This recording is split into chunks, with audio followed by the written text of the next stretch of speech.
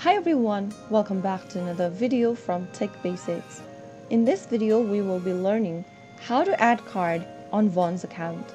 To add a debit or credit card as a method of payment on Vaughn's, the process is quite easy, so let's jump into the video right away.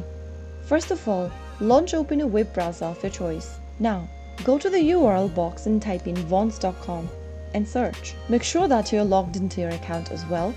And once you're inside, go to the upper right corner and click on the drop down right next to your name. Now click on the wallet option from the expanded menu.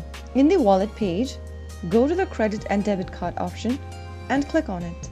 Now enter the cardholder's name, card number, expiry date for the card, the CVV code and billing zip code in the respective text boxes. Finally, click on continue. Soon after you do that, you will be able to add a new card on Vaughn's. That is how it's easily done. If you found the video to be helpful, go ahead and give us a thumbs up. Don't forget to subscribe to the channel by hitting the subscribe button. Press on the bell icon so that you'll never miss another upcoming upload from us. I will be back again in the next episode. Thanks for watching.